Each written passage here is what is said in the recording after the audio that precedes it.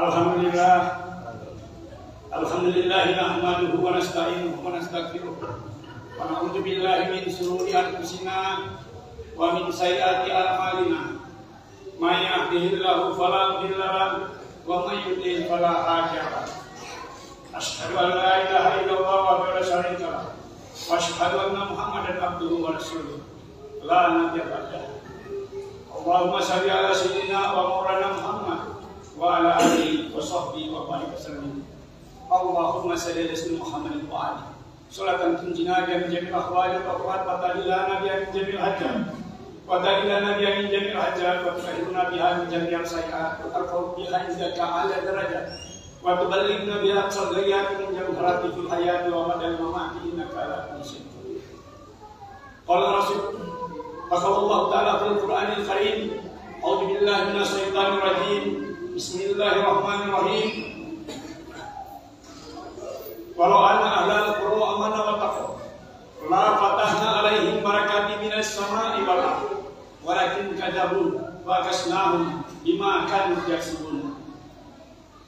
Dan sekiranya penduduk negeri-negeri itu beriman dan bertakwa kepada Allah, pastilah kami akan melimpahkan kepada mereka keberkahan dari langit dan bumi.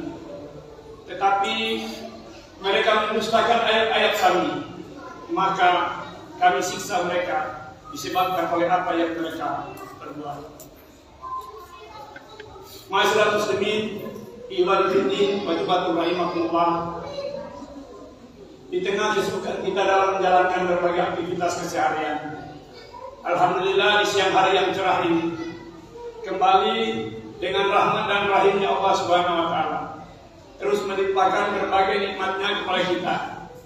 Kekuatan, kesehatan, dan kesempatan yang kita miliki dibalut dengan nikmat iman Islam telah mengantarkan kita di Masjid Al-Ikhlas Kota Bungan ini dalam pelaksanaan sholat Jumat secara berjamaah.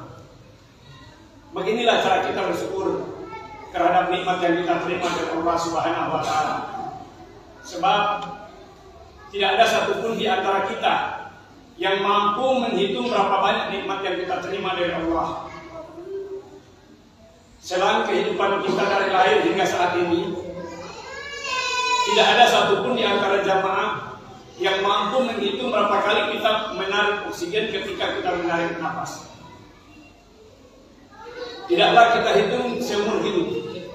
Pada hari ini, sejak kita bangun pagi sampai dengan saat ini kita laksanakan ibadah Jumat, tidak ada satupun di antara jamaah yang menyadari dan sanggup menghitung berapa kali kita menghirup oksigen pada hari ini. Kalau hari ini saja kita tidak sanggup menghirup, kalau hari ini saja kita tidak sanggup menghitung berapa banyak oksigen yang kita hirup, maka bagaimana dengan oksigen yang kita hirup selama hidup kita? Maka benar kata Allah, wa in ta'udu nikmatallah la tuhsuha. Jika kalian menghitung nikmatku, maka tiadalah kamu sanggup untuk menghitungnya. Andaikan semua air laut dijadikan tinta, semua pepohonan dijadikan pena, dan semua dedaunan dijadikan kertas untuk menulis nikmat yang kita terima dari Allah, tiadalah sanggup untuk menulisnya. Saking banyaknya nikmat yang kita terima dari Allah, Allah pun bersumpah, inna a'tainakal kautsar. Sungguh kami telah memberikan nikmat yang banyak kepadamu. Setelah Allah memberikan nikmat yang banyak kepada kita, Allah tidak minta kita untuk membayarnya. Allah tidak minta kita untuk menggantikannya dengan bentuk apapun. Karena meskipun setengah dari dunia ini adalah milik kita secara perdata, itu tidak akan sanggup membayar satu kali tarikan nafas. Kenapa demikian? Lahu ma fis samawati wa ma fil ardh. Kepunyaan Allah lah yang ada di langit dan di bumi. Bagaimana kepunyaan Allah kemudian kita gunakan untuk membayar nikmat dari Allah? Tidaklah logis. Maka setelah Allah katakan bahwa telah banyak nikmat yang Dia berikan kepada kita, Allah tidak minta kita untuk membayar karena pastinya kita tidak sanggup membayar, tetapi kemudian kita diikat dengan ayat yang kedua. Apa itu? Fasholli li rabbika wanhar. Setelah Allah berikan nikmat kepada kita yang kita sendiri tidak akan mampu menghitung dan tidak mampu membayarnya, Allah tidak minta untuk kita bayar, tetapi kemudian Allah katakan, maka dirikanlah sholat karena Tuhanmu dan berkurbanlah. Maka otomatis sesungguhnya tiadalah syukur kita atas nikmat yang kita terima dari Allah apabila kita tidak sholat. Masyaallah muslimin, ikhwani fiddin majmu'ah rahimahullah. Alhamdulillah, hari ini kita sudah melaksanakan kewajiban itu. Namun di sisi lain, Allah tidak hanya perintahkan kita secara pribadi untuk menyelamatkan diri. Kita masih terikat dengan istri kita, anak-anak kita, saudara-saudara kita.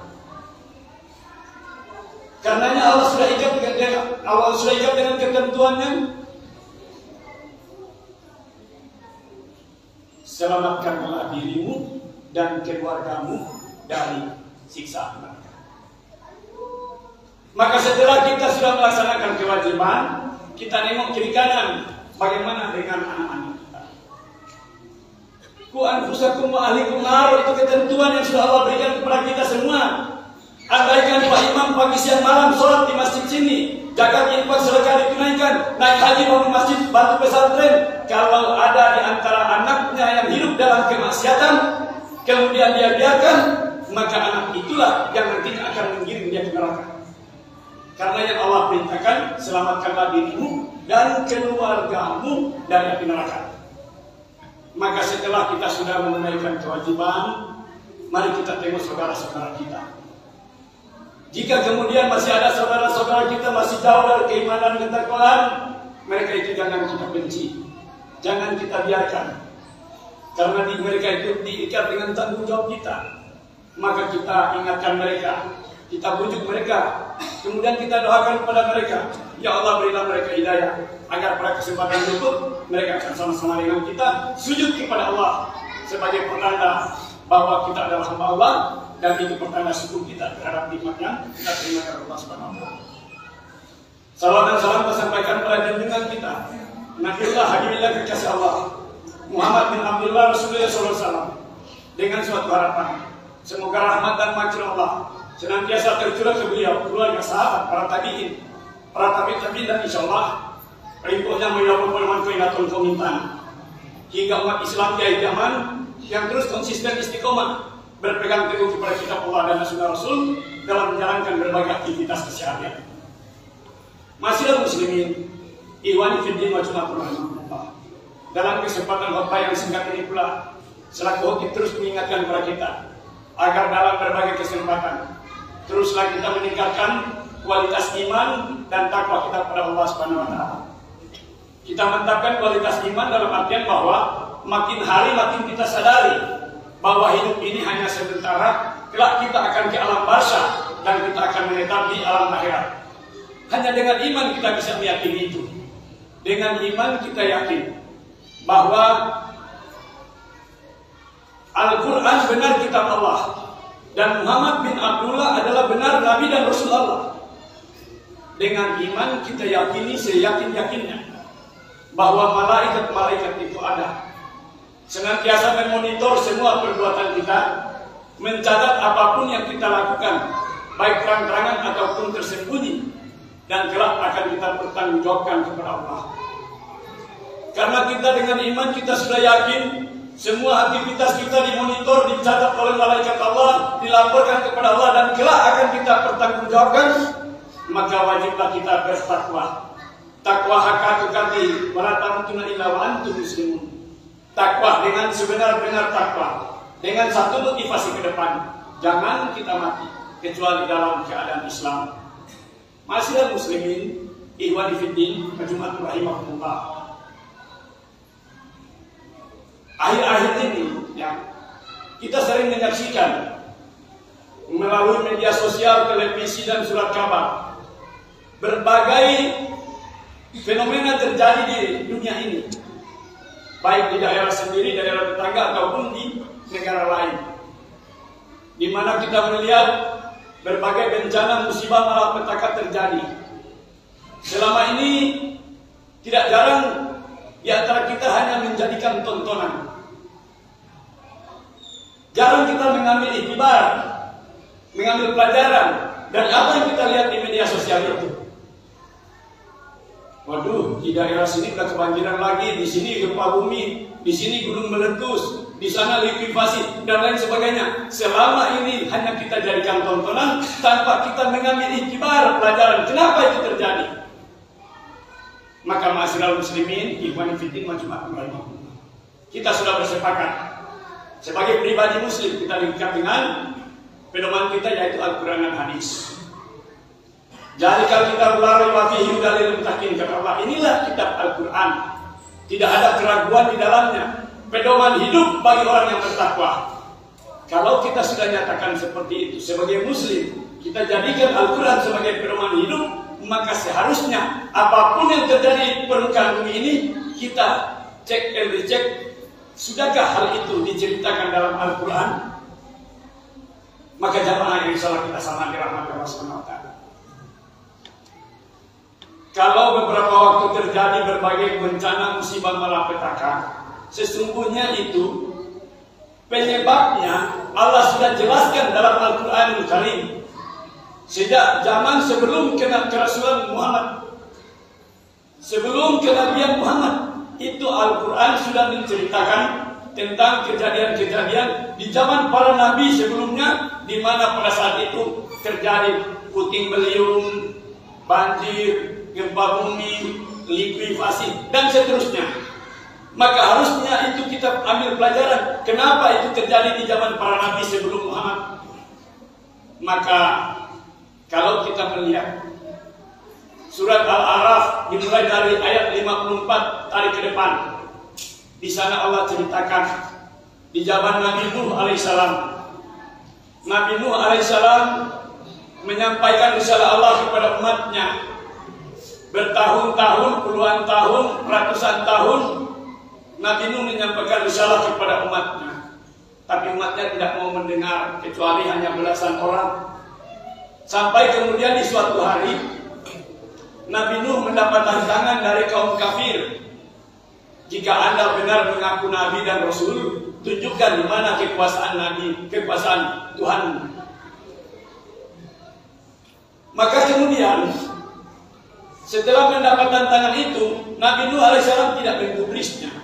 Tetap dia mengingatkan kepada kaum kafir, tinggalkan berhala, sembahlah Allah sebagai penguasa langit dan bumi beserta isinya. Tapi kaum kafir tidak mau mengikuti seruan Nabi Nuh. Sehingga tiba saatnya Allah perintahkan Nabi Nuh membuat perahu di atas gunung. Nuh sebagai Nabi dan Rasul, sami'na wa ta'na, dengar dan patuh perintah Allah. Maka kemudian Nabi Nuh memulailah membuat bahtera, kapal di atas gunung. Apa kemudian yang terjadi? Justru lebih dibuli, lebih diejek oleh kaum kafir. Tuh orang sana ngaku-ngaku Nabi, ngaku-ngaku Rasul, dia bikin perahu, dia bikin kapal di atas gunung. Bagaimana mungkin kapalnya bisa ke laut? Padahal itu perintah Allah, maka Nabi Nuh jalan saja. Bersamaan dengan itu, Nabi Nuh tetap menyampaikan dakwah, mengingatkan risalah Allah. Tapi umatnya tidak mau mematuhi. Maka kemudian tiba saatnya Allah turunkan hujan dari langit yang tidak berkesudahan. Dari perut bumi Allah keluarkan mata air, sehingga terjadilah air bah. Tenggelamlah umat Nabi Nuh, termasuk seorang istri dan anaknya, ikut tenggelam karena tidak mau mematuhi Nabi Nuh alaihissalam. Sementara pengikutnya selamat di bahtera kapal Nabi Nuh. Dari situ kita pelajari kenapa terjadi air bah, kenapa terjadi banjir. Asbab ulah dari manusia itu sendiri. Tarik ke belakang, Nabi Hud alaihissalam datang mengingatkan kepada kaum Ad. Kaum Ad itu diberikan kekekalan tubuh, sehingga dengan kekekalan tubuh mereka sanggup untuk membuat bertani, berkebun, dan dari hasil itu mereka membangun mahligai, gedung-gedung rumah-rumah mewah. Tapi bersama dengan itu mereka tetap menyembah berhala. Nabi Hud datang mengingatkan kepada kaum Ad, tinggalkan berhala, sembahlah Allah yang memberikan berbagai kenikmatan kepada kalian. Tapi kaum Ad tidak mau mematuhi. Apa kemudian yang terjadi? Allah tahan hujan, terjadi kekeringan. Akibat dari kekeringan, pepohonan mati. Maka pertanian paceklik, hewan kehabisan makanan, terjadilah kelaparan. Setelah terjadi kelaparan, Nabi Hud tetap mengingatkan kepada kaumnya, kaum Ad, agar tinggalkan berhala dan sembah Allah, tapi kaum Ad tidak mau mematuhi. Sehingga suatu ketika dari kejauhan kaum Ad melihat ada segumpalan awan hitam yang makin hari makin mendekati negeri mereka. Mereka datang kepada Hud alaihissalam dan mengingatkan, lihat, dua orang yang mengaku Nabi, itu sudah ada awan hitam menuju ke sini, pertanda akan hujan. Itu atas permintaan kami kepada sesembahan kami. Nabi Hud yang kemudian ditantang tetap saja mengingatkan kepada mereka agar sembah Allah. Tidak berselang lama apa yang terjadi? Awan hitam yang dari kejauhan mendekati negerinya kaum Hud alaihissalam, kaum Ad. Ternyata itu bukan pertanda akan turun hujan, tapi itulah angin limbubu yang memporak-porandakan negerinya kaum Ad, yang tidak mau mematuhi perintah dan seruan dari Nabi Hud alaihissalam. Ketika angin limbubu menerjang negerinya kaum Ad, jangankan manusia, pohon kurma pun tercabut dengan akarnya dan melayang bagaikan layang-layang. Sekencang itu angin limbubu yang memporak-porandakan kaum Ad. Datang kepada Nabi Soleh alaihissalam kepada kaum Samud. Sama, Nabi Soleh alaihissalam mengingatkan kepada kaum Samud agar sembah Allah, tinggalkan berhala, tinggalkan maksiat, tapi mereka tidak mau mematuhi. Maka kemudian Allah goncangkan bumi, terjadi gempa bumi, tenggelamlah kaum Samud. Hingga kemudian tiba pada kaum Lut alaihissalam. Kaum Lut hidup di negeri Sodom. Di sana sudah menjadi kebiasaan masyarakat hidup berpasang-pasangan sesama jenis, laki-laki dan laki-laki, perempuan dengan perempuan, lesbian dan homoseksual. Itu terjadi di negeri Sodom di zaman Nabi Lut alaihissalam. Nabi Lut mengingatkan kepada kaum, duhai kaum, tinggalkan lesbian, tinggalkan homoseksual, tinggalkan hubungan sejenis. Karena Allah sudah ciptakan kita berpasang-pasangan, tapi mereka tidak mau mematuhi. Termasuk seorang istrinya tidak mau mematuhi perintah dari Nabi Lut alaihissalam. Mereka terus hidup dengan kebiasaan homoseksual dan lesbian. Apa kemudian yang terjadi? Allah datangkan awan panas yang membutakan mata-mata mereka. Setelah Allah datangkan awan panas yang membutakan mata mereka, Allah goncangkan bumi, terjadi gempa bumi. Kemudian Allah anjlokkan negerinya kaum Lut 400 di bawah permukaan darat, sehingga kemudian air laut masuk. Itu yang kita kenal saat ini laut mati. Itulah negeri Sodom, negerinya kaum lesbian yang kemudian diutus Nabi Lut, tapi tidak mau mematuhi perintah dari Nabi Lut alaihissalam, termasuk seorang istrinya ikut tenggelam di negeri tersebut. Sehingga kemudian sampai pada ayat yang ke-96 surat Al-A'raf tersebut Allah katakan, "Lau anna ahlal qura amanu la fatahna alaihim barakatin minas samai wal ardh walakin kadzabu fa akasnahum bima kanu yaksibun." Dan sekiranya penduduk negeri-negeri itu beriman dan bertakwa, pastilah kami akan turunkan kepada mereka keberkahan dari langit dan bumi. Tetapi mereka mendustakan ayat-ayat kami, mereka tidak mematuhi seruan dan perintah para nabi kami, maka kami siksa mereka disebabkan oleh apa yang mereka perbuat.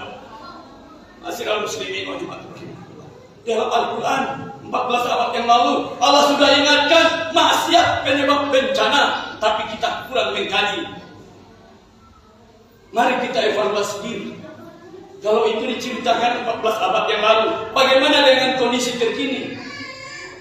Kita semua masih ingat tahun 2004 lalu, bagaimana negeri Nanggu Aceh Darussalam dikenal dengan Serambi Mekah. Otomatis kalau Serambi Mekah kehidupan Islamnya ada di sana. Tapi kenapa kemudian Allah datangkan tsunami? Itu yang perlu kita cari jawabannya. Bahwa pada saat itu Aceh memang benar dikenal dengan julukan Serambi Mekah, tapi yang sesungguhnya terjadi di lapangan, di tengah masyarakat, di sepanjang pantai Laut Sulawesi, di sepanjang pantai Pidi, itu sudah dijadikan tempat pusat maksiat. Di sana judi, prostitusi, narkoba, semuanya sudah ada di situ. Maka kemudian Allah goncangkan bumi. Dari perut laut Allah goncangkan, terjadi tsunami. 138.000 nyawa melayang akibat dari tsunami. Infrastruktur bangunan, jembatan, jalan semua porak-poranda hancur. Ketika bala datang, dia tidak mengenal orang beriman dan orang kafir.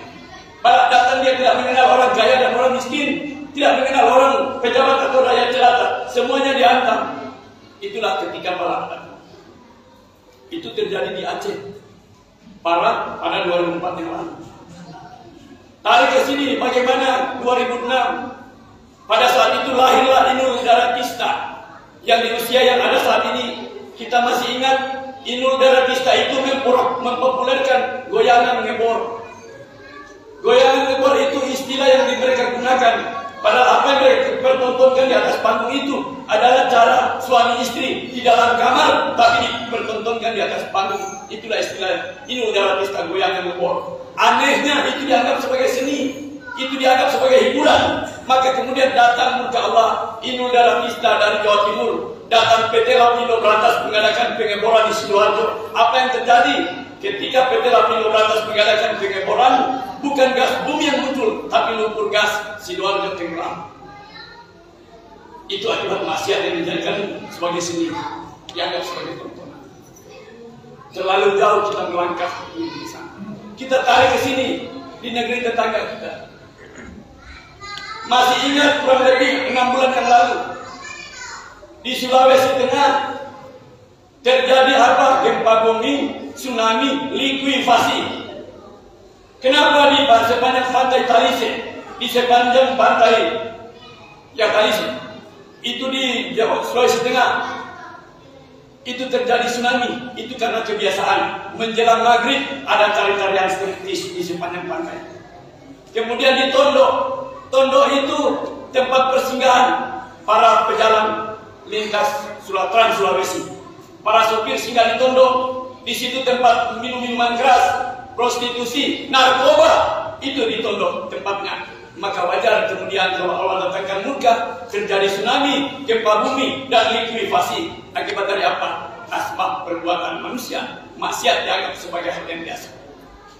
Maka bukan mustahil apa yang terjadi di negeri kita beberapa waktu yang lalu. Terjadi banjir di Bola Mongo Timur sini, kita evaluasi diri. Jaharal fasadu fil barri wal bahri bima kasabat aydin nas liyu jika umat dalaji aminu la'alakum turhamun. Telah nampak kerusakan di langit, di darat dan di bumi, di darat dan di laut, asbab perbuatan manusia. Karenanya kami memberikan cobaan pada mereka agar mereka sadar dan kembali ke jalan yang benar. Allah ingatkan.